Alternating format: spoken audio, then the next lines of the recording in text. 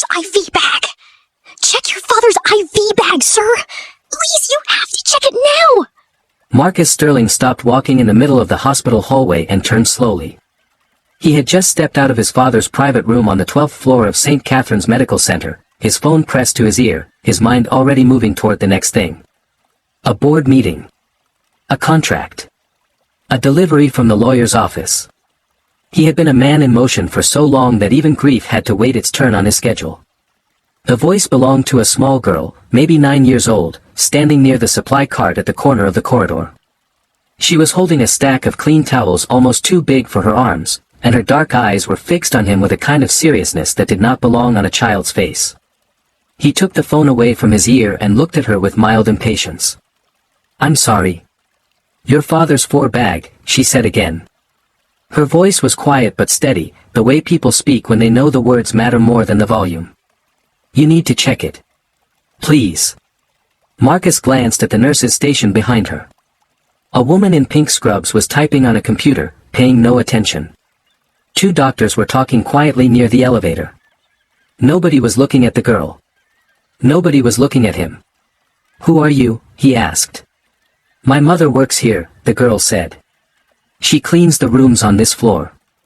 She brought me today because the daycare was closed." She shifted the stack of towels in her arms. "Please, sir. I'm not crazy. I'm not lying." Marcus exhaled slowly. He had not slept properly in 4 nights. His father, Edward Sterling, the man who had built the Sterling Holdings empire from a single hardware store in Detroit, was lying in a bed 20 feet away, recovering from heart surgery. The doctors had said the operation was a success.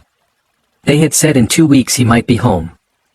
They had said all the things that doctors say when they want family members to stop asking questions and go back to their lives.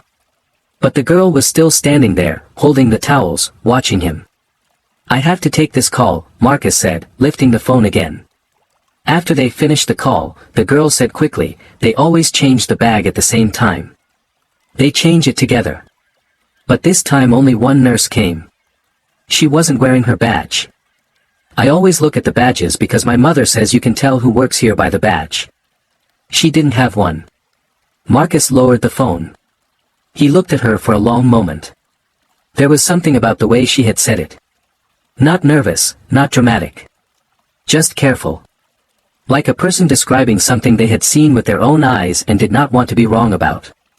"What's your name?" he asked. "Amara," she said. "Amara, how long ago did this nurse come?" "Maybe 10 minutes, she said. "Maybe a little more." She was inside the room for a long time. Then she left through the back stairs. The other nurses always used the elevator. Marcus felt something small and cold move along the back of his neck. He told himself it was exhaustion. He told himself that hospitals were big, complicated places, and that nurses sometimes used stairs, and that badges sometimes fell off, and that children sometimes imagined things. He told himself all of that. And then he turned and walked back toward room 1217. The girl followed him at a distance, still carrying the towels. When Marcus opened the door, his father was asleep. The room was dim, the curtains half closed, the machines beeping in their slow, patient rhythm. Edward Sterling looked smaller than Marcus remembered, his white hair thin against the pillow, one hand resting on the blanket near his side. The 4 poles stood beside the bed, the clear plastic bag hanging from it, the tube running down toward the inside of the old man's arm. Marcus stepped closer. The bag looked normal. Clear liquid. Standard hospital label. The drip was slow and steady. He stood there for a moment feeling slightly foolish. He was a 46-year-old man with $3 billion in assets and 17,000 employees, and he had just rushed back into a hospital room because a child in the hallway had told him to check a medical bag. He almost turned to leave. Then he saw it. There were 2 small puncture marks on the rubber port at the top of the bag. Not 1. 2. And around the second puncture, there was the faintest smudge of something. A residue. Like the edge of a fingerprint that had not quite been wiped clean. Marcus stared at it for a very long time. Then he reached into his pocket, pulled out his phone, and pressed a single number on the screen. "Security," he said quietly. "Room 1217. Now."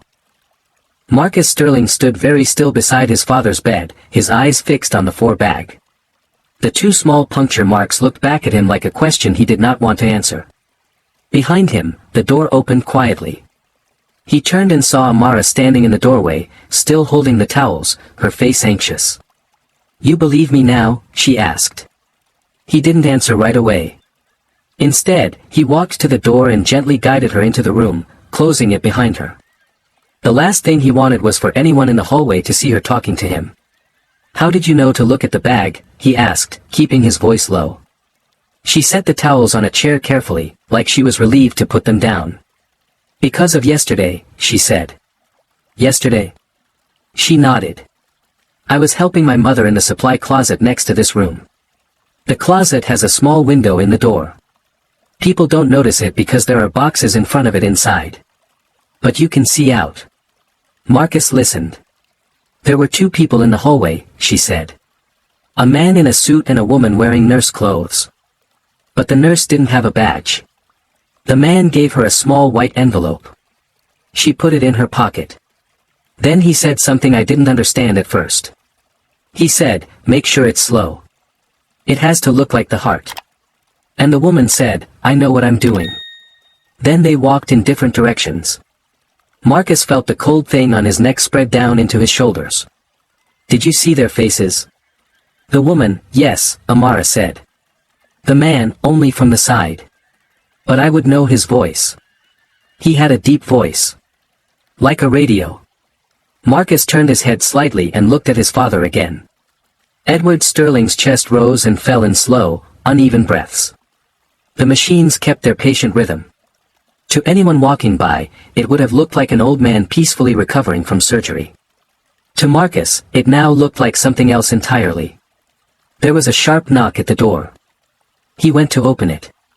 2 men in dark blue blazers with hospital security badges stepped inside. The older one, broad-shouldered with a gray mustache, spoke first. "Mr. Sterling. We came as fast as we could. What's the problem?"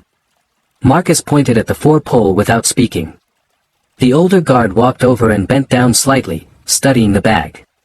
His expression did not change at first. Then it changed slowly. He pulled a small flashlight from his belt and clicked it on, angling the beam at the top of the bag. 2 puncture sites, he said quietly. "That shouldn't be there. Only 1 is needed for the line." "Stop the drip," Marcus said. The guard hesitated. "Sir, we'd need a nurse to stop it now. And get the head of the floor up here. Get the head of the hospital. I don't care who you have to call. And do not let anyone touch this bag until we know what's in it." The younger guard was already on his radio. Marcus turned to Amara.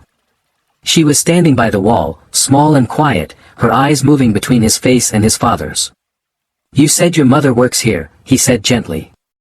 "Yes." "What's her name?" "Grace. Grace Williams. She works on this floor and the floor below." "I need you to stay with me for a little while," Marcus said. "But I don't want anyone to see you talking to me alone. Can you sit over there, near the window, like you're waiting for someone? Don't say anything to anyone." She nodded, calm in a way that surprised him. She walked to the chair near the window and sat down, folding her hands in her lap like a child who had been raised to be patient. Within 5 minutes, the room was different. 2 nurses had come in, then a doctor, then the floor supervisor, then a man Marcus recognized as the chief administrator of St. Catherine's. The 4-line had been clamped. The bag had been removed and placed inside a sealed plastic container. The doctor had spoken in calm phrases that did not quite hide his concern. "We will run a full toxicology on the fluid immediately," the administrator said quietly to Marcus in the corner of the room. "But Mr. Sterling, if what you are suggesting is true, this is a police matter, not just a hospital one." "I know," Marcus said. "Do you have any reason to believe someone would want to harm your father?" Marcus thought about that question carefully. His father was 81 years old. He had been retired for 9 years. He had no business enemies left that anyone could name. He was a widower. He lived quietly. He read books and watched old movies and spoke softly to the housekeeper, Mrs. Patel, who had been with the family for 22 years. "No reason that I can think of," Marcus said.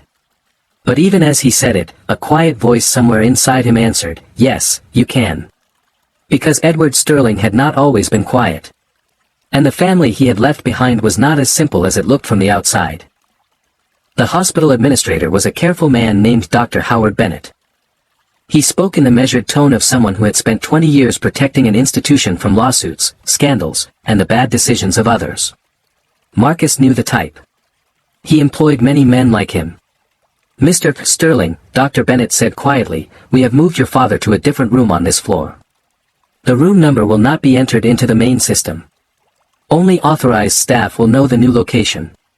We are pulling all surveillance footage from the past 48 hours, and we are flagging every employee who entered room 1217 during that time. I want my own people to review that footage too," Marcus said. Dr. Bennett hesitated. "That's not standard procedure. This is not a standard situation." Dr. Bennett held his eyes for a moment, then nodded once. "I will arrange it." "And the police?"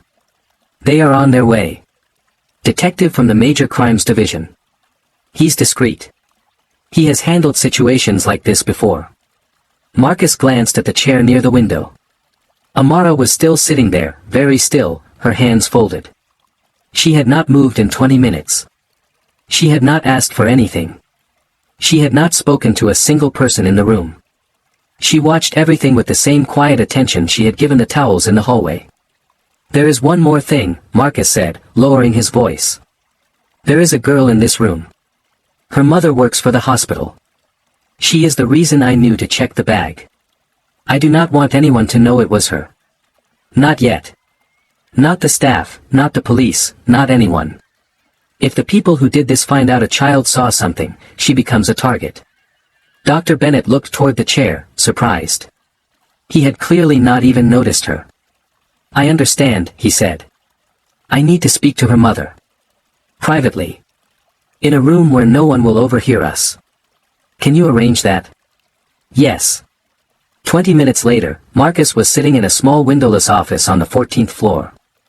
Across from him sat a woman in her mid-30s with tired eyes and her hair pulled back into a neat bun. Grace Williams had a name tag clipped to the front of her uniform and a small gold cross on a thin chain around her neck. Her hands were folded tightly in her lap. Amara sat beside her, very close, leaning into her mother's shoulder. "Mrs. Williams," Marcus said. "Thank you for coming." "What did she do?" Grace asked immediately. Her voice was firm but afraid. "Whatever happened, sir, please. She is a good girl. She doesn't make trouble. I tell her every day at this hospital, you keep your hands to yourself, you don't talk to anyone, you stay close to me." "Mrs. Williams," Marcus said gently. "Your daughter did not do anything wrong. Your daughter saved my father's life. At least we think she did. We won't know for sure until the lab results come back. But everything points to her being right." Grace stared at him. Her mouth opened slightly, then closed. Then she looked at Amara. "What is she talking about, baby?" Amara looked up at her mother with the same calm eyes she had used in the hallway. "Mama, I saw the woman yesterday. I told you. The one without the badge. I told you she was acting strange. You said don't worry about it." Grace closed her eyes for a long moment. Marcus could see her replaying a conversation in her head, a conversation she had dismissed because she was tired and busy and trying to keep a child quiet during a long shift. "Oh, baby," she whispered. "Oh, I am so sorry." "It's okay, Mama. I told the man." Grace looked up at Marcus, and there were tears in her eyes now, but she was not crying. She was holding them back with the discipline of someone who had learned years ago that crying at work was a luxury she could not afford. "Sir," she said. "I have worked at this hospital for 11 years. I have never had a complaint. I take care of my daughter alone. Her father passed 3 years ago. This job is everything to us. If she got involved in something, Mrs. Williams." Marcus leaned forward slightly. "Listen to me carefully. Nothing is going to happen to your job. Nothing is going to happen to your daughter. In fact, the opposite. But I need you to do something for me. I need you to go home today. Not now. Finish your shift normally, so nothing looks strange. But at the end of your shift, take Amara, go home, and do not come back tomorrow. I will explain to the hospital. I will cover everything you would have earned. Pack a small bag for yourself and for her. Tonight, someone will come to your home. He is a man I trust. He will take you somewhere safe for a few days. Grace stared at him. Sir, you are scaring me. I know, Marcus said quietly. I am scared too. By 6 o'clock that evening, the police had come and gone twice. The detective was a soft-spoken man named Ortiz with quiet eyes and a notebook that he barely seemed to use. He listened more than he wrote. Marcus liked him immediately, which was unusual, because Marcus rarely liked anyone immediately. The toxicology report came back at 7:14. Dr. Bennett delivered the news himself, standing in the doorway of the new room on the 12th floor, room 1234 now, where Edward Sterling slept on quietly, unaware that his life had nearly ended that afternoon. Mr. Sterling, Dr. Bennett said, the 4-bag contained the standard saline solution it was supposed to contain. But it also contained a high concentration of potassium chloride. Marcus did not know much about medicine, but he had heard those words before in the context of executions.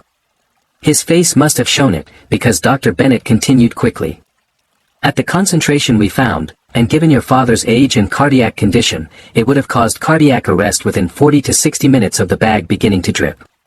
It would have looked like a complication from the surgery. A heart attack in a recovering patient. Nothing would have raised suspicion. There would have been no autopsy. The family doesn't usually request one in cases like this.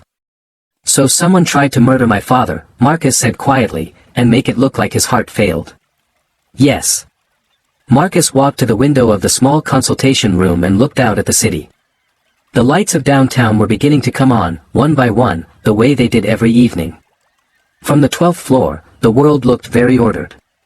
Cars moved in neat lines. Buildings stood where they were supposed to stand. Nothing seemed wrong from up here. But somewhere out there, a woman in a fake nurse uniform had walked out of this hospital today thinking she had just earned her money. And somewhere out there, a man with a deep voice like a radio was waiting for a phone call telling him that Edward Sterling had died peacefully in his sleep. Marcus turned back to Dr. Bennett. I want my own private security here tonight. 8 men. 2 outside my father's door at all times. 2 at the elevator. 2 at the stairwell. 2 who do nothing but watch the hallway. No one goes in that room who is not on my approved list, including hospital staff. Any nurse who needs to administer medication does it in front of one of my men, and the medication is checked first.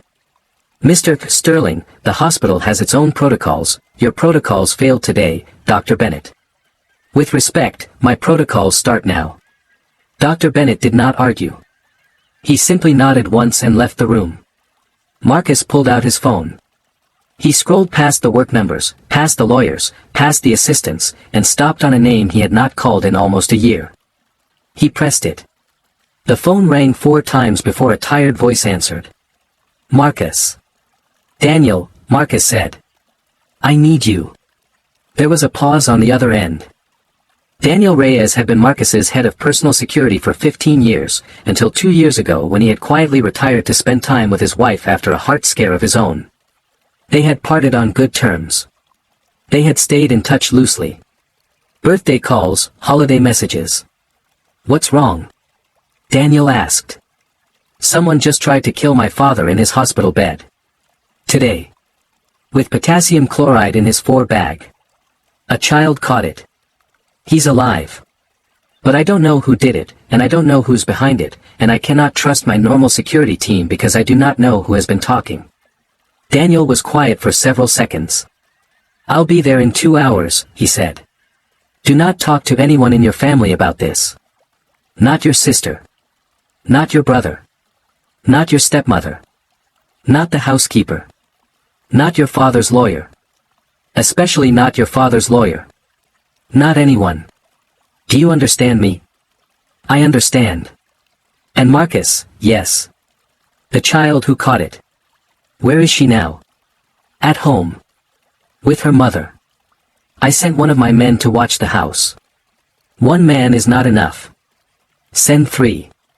And move them somewhere else tonight. A hotel. Not under their real names. Pay cash. Do it within the hour. All right. Marcus ended the call and stood there for a moment in the empty consultation room, breathing slowly. He thought about what Daniel had said. Not your sister. Not your brother. Not your stepmother. His stepmother. Marcus closed his eyes. His father had remarried 6 years ago. Her name was Vivian. She was 41 years old, and Edward Sterling was 81. She had been his nurse during a long illness, the one that had ended his first wife's life, Marcus's mother. 6 months after the funeral, Edward had married her quietly at a courthouse in Connecticut, without telling his children. Marcus had told himself, at the time, that he understood. His father was lonely. Now he was not so sure what he had understood. Daniel Reyes arrived at the hospital at 9:20 that night. He looked older than Marcus remembered, his hair more silver than black now, but his eyes were the same. Sharp, patient, and very awake. He carried a small leather bag and a coat folded over his arm, like a man who had not been sure how many nights he would be staying. They met in the small consultation room on the 12th floor. Marcus had not eaten since breakfast. A cup of cold coffee sat untouched on the table. Tell me everything, Daniel said as he sat down. From the beginning. Don't skip details. Especially don't skip the ones you think don't matter. Marcus told him. About Amara in the hallway. The puncture marks. Grace Williams.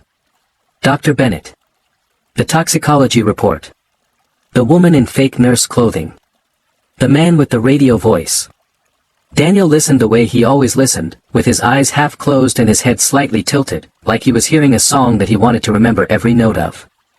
When Marcus finished, Daniel asked one question. Who benefits if your father dies tonight? Marcus had been waiting for that question. He had also been avoiding it.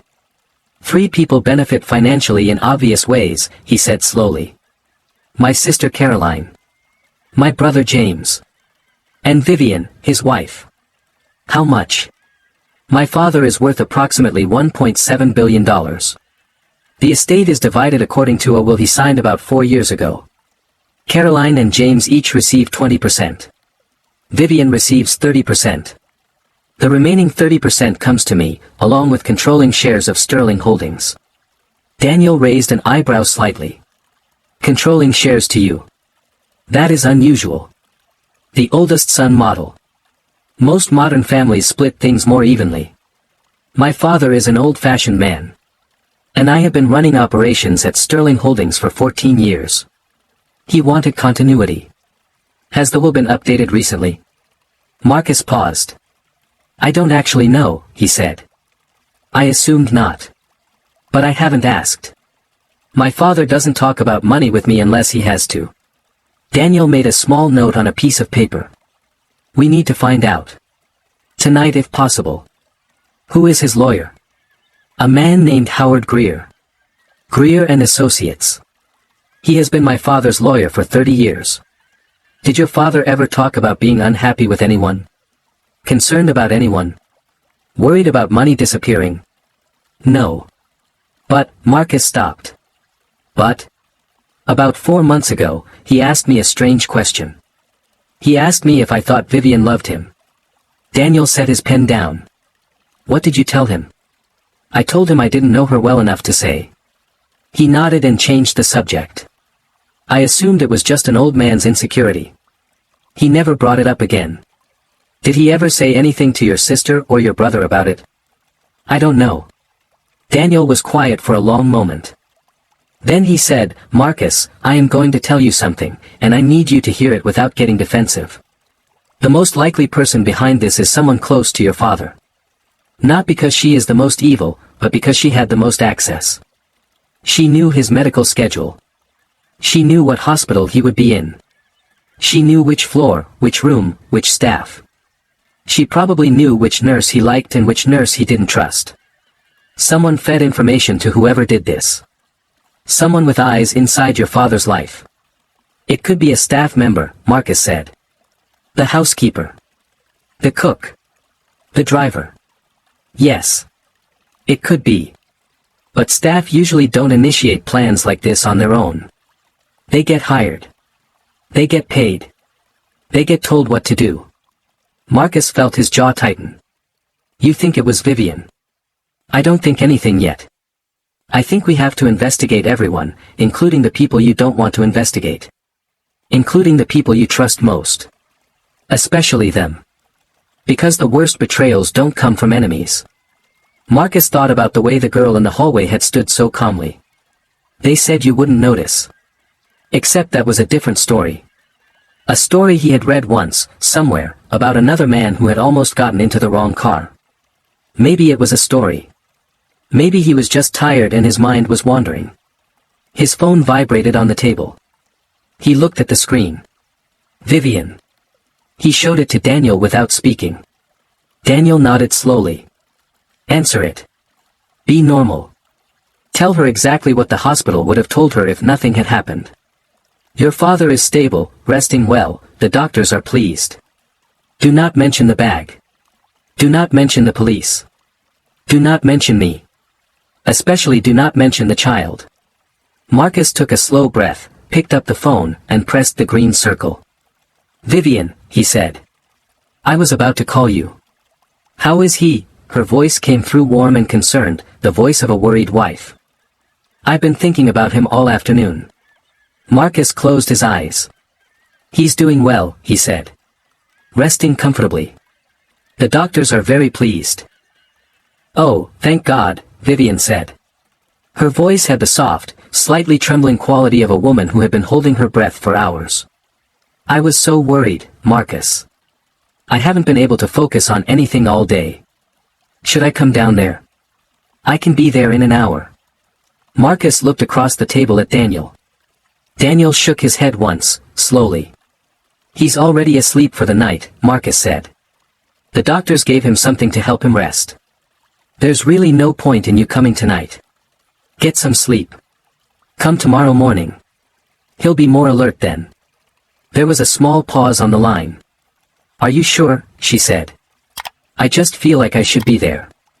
He's my husband, Marcus. I know, he said carefully. But the nurses are quite strict about visitors at night, especially in the cardiac wing. They want him completely undisturbed for the first week post-surgery. The doctor mentioned it specifically today. He said the next 48 hours are the most important for recovery. All right. Her voice softened. If you think that's best. You'll call me if anything changes. Of course. Marcus. Thank you. For being there with him. I know how busy you are. He's my father. Yes. A small pause. He is. The call ended. Marcus set the phone down slowly. His hand was steadier than he expected. Well, he said. Daniel was already writing in his notebook. She wanted to come tonight. That's interesting. The good wife is supposed to want to come. But there's another version of why someone would want to come tonight. To make sure the job got finished. Or to be present when the body is discovered, so she doesn't seem distant. Either reason works. We can't draw a conclusion from one phone call. Don't draw a conclusion from one phone call. Most marriages do not end in murder. Most stepmothers are not killers. The numbers are on her side. Remember that. What now? Now we go see Howard Greer. Tonight. I do not care that it is almost 10 o'clock. I do not care if he is in his pajamas. We go to his house. We do not give him time to make any calls before we arrive. 40 minutes later, they were standing on the front porch of a large brick house in a quiet neighborhood outside the city. The lights were on inside. Marcus could see a television flickering blue through the curtains of the front window. He rang the doorbell. A small dog began barking somewhere inside. The door opened. Howard Greer was in his early 70s, with thin white hair combed carefully across the top of his head and reading glasses pushed up on his forehead. He was wearing a cardigan over a button-down shirt. He looked surprised, then alarmed, when he saw who was standing on his porch. Marcus. Is everything all right? Is it your father? He's alive, Marcus said. May we come in? Howard Greer stepped aside without another question. He led them through a hallway with framed family photographs into a small study at the back of the house, where he closed the door behind them. He gestured at two leather chairs. Tell me what happened. Marcus told him a shortened version. The bag. The girl. The toxicology. He did not mention Vivian's name.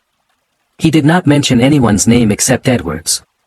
When he finished, Howard Greer was very pale. Dear God, he whispered. I need to know about the will, Marcus said. The current version. Not the one I think I know about. The actual current version. Howard hesitated. Marcus, attorney-client privilege, my father almost died today. If he had died, you would have read the will tomorrow. I am asking you to tell me tonight what you would have told all of us tomorrow if a child had not been standing in a hallway with an armful of towels. Please, Howard. The old lawyer looked at him for a long moment. Your father came to see me 11 weeks ago, he said quietly. Alone. He asked me to draft a new will. The new will has not been signed yet. It was scheduled to be signed next Monday, after he was discharged from the hospital. The signing appointment is on my calendar. Marcus felt the room get very still. What does the new will say? In the new will, Vivian receives a structured settlement of $3 million, a life use of the Connecticut property, and nothing else. Your sister and your brother each receive 25%. You receive 50% and full control of the trust. The Sterling Foundation receives the remainder of the liquid assets, approximately $400 million. Marcus did not speak. Your father did not tell me the reasons, Howard continued. He simply said that he had come to certain conclusions, and that he wanted to make his wishes clear before any further decline in his health. Did anyone else know about the new will? No one. He was very specific. He asked that I tell no one until the signing. Marcus looked at Daniel. Daniel was already on his phone. They drove back toward the city in silence for the first 10 minutes. The road was quiet at this hour. The streetlights moved past the windows in a slow, hypnotic rhythm. Daniel kept his eyes on the road. Marcus kept his eyes on his hands, which were folded in his lap like he had forgotten how to use them. 11 weeks ago, Marcus finally said. 3 months. Whatever my father saw, whatever he learned, whatever he decided. It was 3 months ago. And someone found out, Daniel said. Or someone figured out that he was about to find out something more. Either way, it gave them a deadline. The new will was scheduled to be signed Monday. Today is Thursday. Whoever did this needed your father to die before Monday. Why not just wait until he came home? Why do it in the hospital? It's more dangerous in the hospital. Cameras. Staff. Records. Because in the hospital, a death looks like a complication. At home, a death looks like a crime.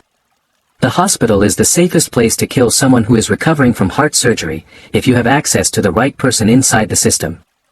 Marcus closed his eyes for a moment. The woman without the badge, he said. The fake nurse. She was probably never an employee of the hospital at all. Probably a person hired specifically for one task on one day. She walked in through the staff entrance wearing a stolen uniform. She knew exactly which room. She knew exactly when. Someone gave her all of that information. Someone who had been inside the room before. The car turned onto the highway leading back toward downtown. Daniel, Marcus said quietly. What if it isn't Vivian? Daniel did not answer for a moment. Then we will find out it isn't Vivian. But Marcus, the fact that the new will cuts her down from 30% to almost nothing is not a small detail. $300 million is not a small detail. People have done much worse for much less. My father loved her. Your father wanted to love her, Daniel said gently. That is not the same thing. They reached the hospital just after 11. The night had settled in over the city. The lobby was nearly empty. 2 of Marcus's security men stood near the elevators. They nodded at him as he passed. On the 12th floor, the corridor was quieter than it had been that afternoon. Most of the patients were asleep. The nurse's station was occupied by 2 women working under low lamps. Marcus's private guard stood discreetly at the door of room 1234, dressed in plain dark suits that could have belonged to any visitor. Dr. Bennett was waiting for them in the consultation room. We have something, he said. The surveillance team isolated the woman. She entered the hospital at 1:18 this afternoon through the service entrance on the south side. $300 million is not a small detail. People have done much worse for much less. My father loved her. Your father wanted to love her, Daniel said gently. That is not the same thing. They reached the hospital just after 11. The night had settled in over the city. The lobby was nearly empty. Two of Marcus's security men stood near the elevators. They nodded at him as he passed. On the 12th floor, the corridor was quieter than it had been that afternoon. Most of the patients were asleep. The nurse's station was occupied by two women working under low lamps.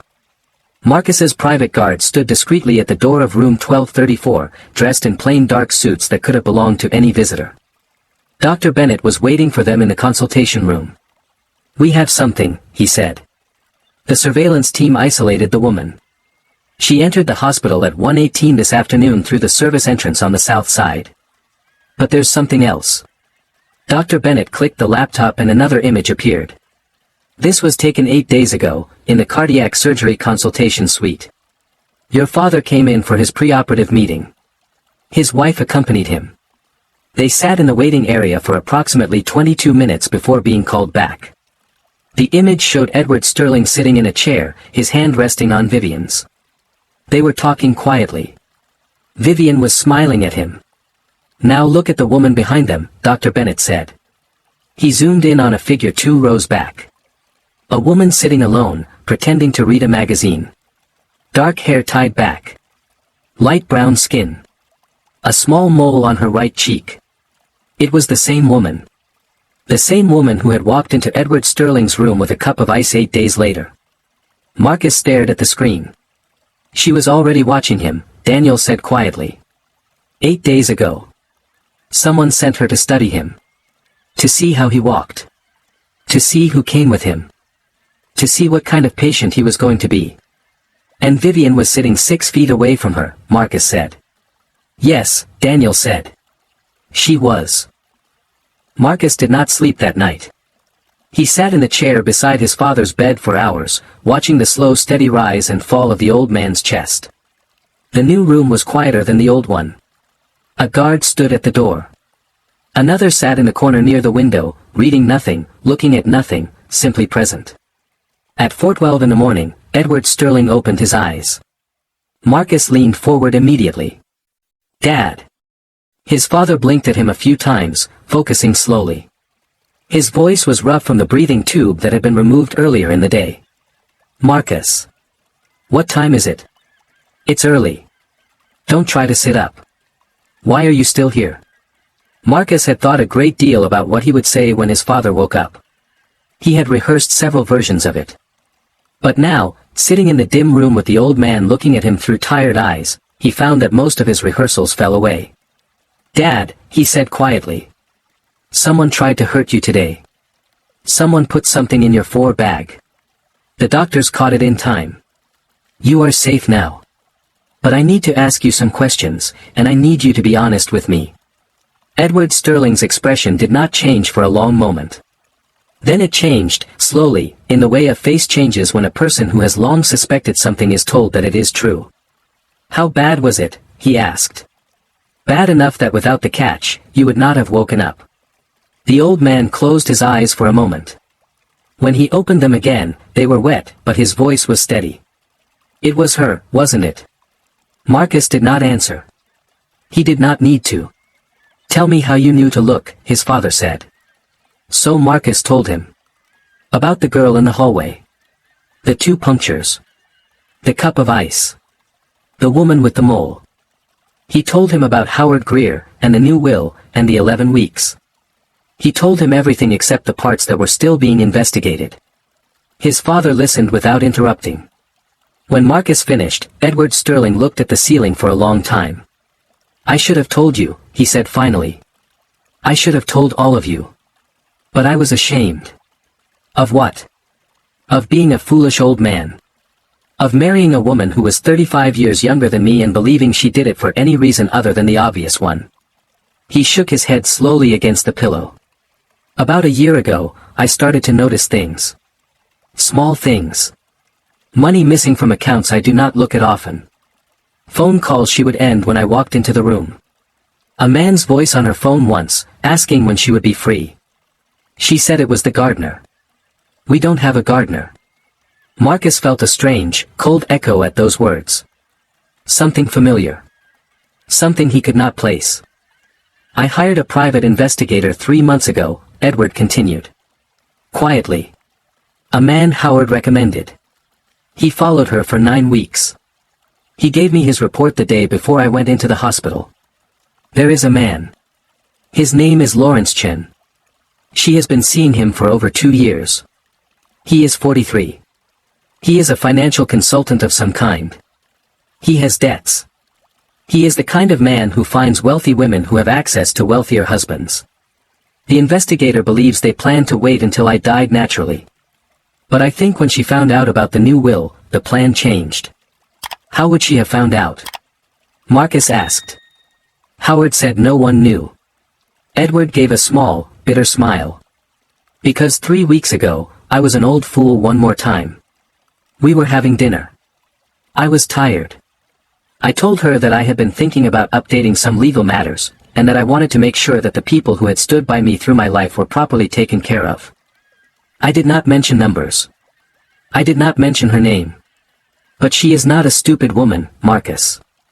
She has never been a stupid woman. She would have heard everything I did not say. The old man closed his eyes again. The child who saved my life, he said. What is her name? Amara. Her mother works on this floor. A cleaner. Amara. His father repeated the name softly, like he was learning it. I would like to meet her. When all of this is over. You will.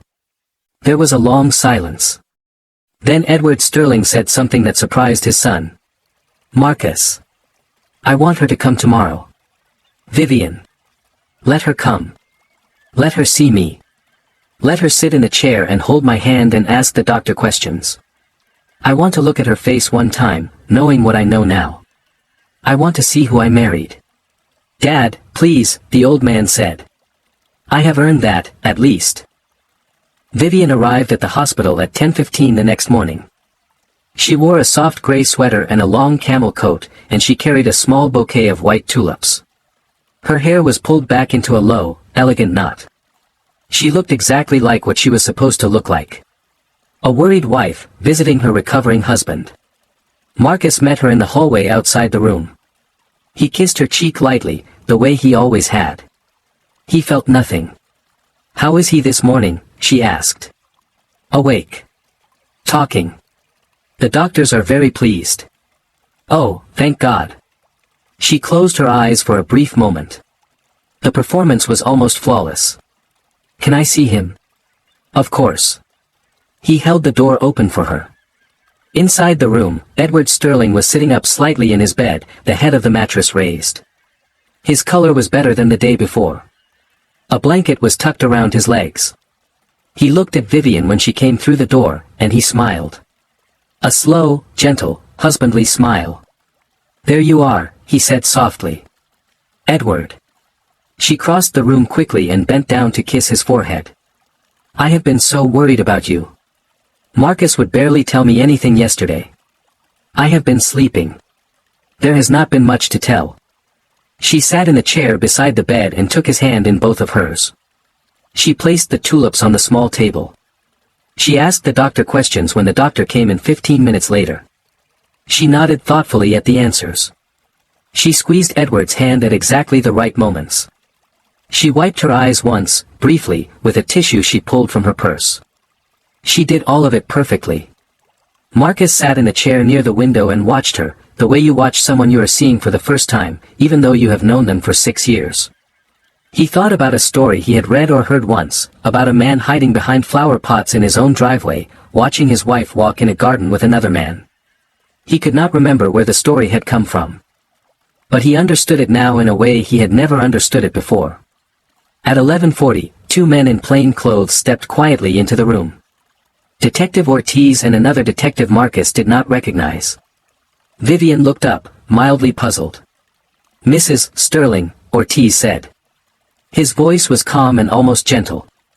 I am Detective Ortiz, with the City Police Department. We need you to come with us. There are some questions we need to ask you about an incident at this hospital yesterday afternoon. For just a second, her composure slipped. Just a second. Her eyes moved very quickly from the detective to Marcus to Edward and back again. In that second, Marcus saw a calculation happen behind her eyes, the kind of calculation that a person makes when they are trying to figure out how much someone else knows and how much they can still hide. Then the composure came back. I'm sorry, she said. An incident? What kind of incident? We will discuss it at the station, ma'am. Please come with us. You are not under arrest at this moment. We simply need your cooperation. She looked at Edward. Her hand was still on his.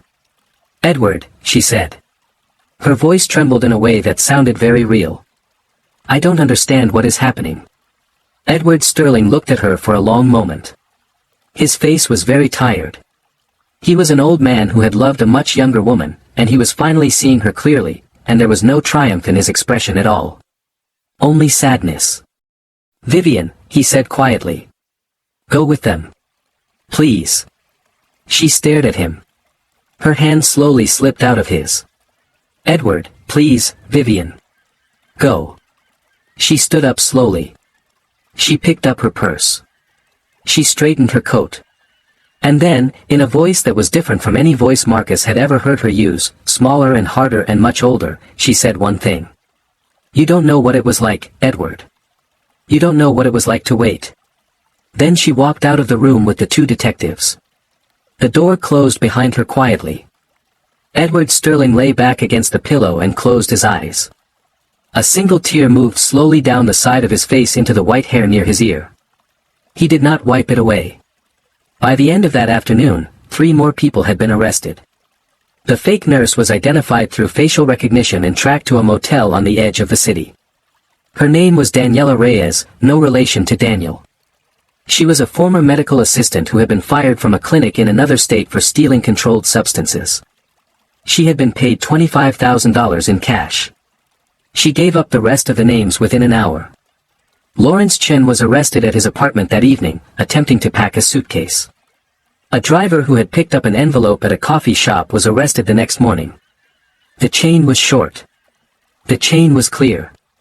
The chain led back to a woman in a gray sweater who had carried tulips into a hospital room. 6 weeks later, Edward Sterling came home from the hospital. He came home to the large stone house in Connecticut where he had lived for almost 40 years, the house where his first wife had raised his 3 children, the house that had been quiet for too long. He did not come home alone. Marcus had moved into one of the guest wings. Caroline came on weekends. James called every evening. Mrs. Patel, the housekeeper, hummed softly while she worked in the kitchen for the first time in years. Vivian's belongings had been removed and placed into storage. Her name had been removed from every account, every property, every document. The divorce papers had been filed. The criminal case was moving through the courts slowly, the way these things move, with lawyers and motions and dates that kept changing. She would not be free again for a very long time. Lawrence Chen would be free even less. On a quiet Saturday morning in late October, a small car pulled up the long driveway of the Sterling estate. A woman in her mid-30s stepped out. Behind her, a girl with 2 careful braids climbed out of the back seat, holding a small wrapped gift in both hands. Edward Sterling was waiting for them on the front porch. He was thinner than he had been before the surgery, and he walked more slowly, but he stood without help, leaning lightly on a wooden cane. Marcus stood beside him.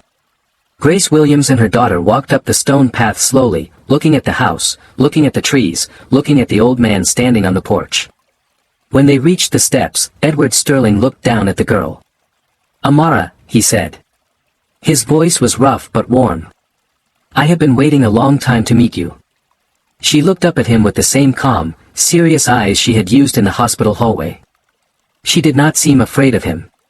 She did not seem impressed by the house. She held the gift out toward him. It's for you, she said. I drew it. He took the package with both hands, like it was something fragile. Inside, when he unwrapped it carefully, there was a piece of paper covered in colored pencil. It was a drawing of a hospital room. A bed. A small figure asleep in the bed. A pole beside the bed with a clear bag on it. And, in the corner of the drawing, a tall man and a small girl standing in the doorway, the man looking at the bag, the girl looking up at the man. Edward Sterling stared at the drawing for a long time. "So you don't forget," Amara said quietly. "No," he said. "So I don't forget." That afternoon, Edward asked Grace to sit with him on the back porch overlooking the gardens. He told her, in simple, careful words, that he had set aside a fund in her daughter's name. The fund would cover any school Amara wanted to attend, anywhere in the world, all the way through the highest degree she ever wanted. The fund would also include a separate account for Grace herself. Enough that she would never have to clean another hospital floor if she did not want to. Enough that she would have choices. "This is not payment," he said, the same words his son had once used. "Payment can be refused. This is something else. This is gratitude. And gratitude, when it is real, is not a debt. It is just a part of how a life is supposed to work." Grace cried then, openly, for the first time in many years. Amara sat between them quietly and held her mother's hand. Later, when the sun was beginning to set and the long shadows of the trees were stretching across the lawn, Marcus walked Amara down to the rose garden at the edge of the property. He showed her a small wooden bench beneath an old oak tree, where his mother had liked to sit when he was a child. "You can come here any time," he said. "This place is part of your life now too. You earned that." She thought about that for a moment in the careful way she thought about everything. "My mother says doing the right thing isn't a job," she said. "It's just who you are." Marcus smiled. He had heard a sentence very much like that one once before. He thought about how strange it was that the wisest voices in his life had never come from boardrooms or universities, but from the people he had walked past every day without really seeing. The story you have just heard reminds us that betrayal does not always wear a stranger's face, and that the people closest to us sometimes hide the heaviest secrets. It reminds us that danger often arrives quietly, dressed in routine, and that the only thing standing between a tragedy and a saved life can be the courage of one person willing to speak up. If this story moved you, please like this video, share it with someone who needs to hear it, and tell us in the comments where you are watching from. Don't forget to subscribe so you never miss our next powerful story.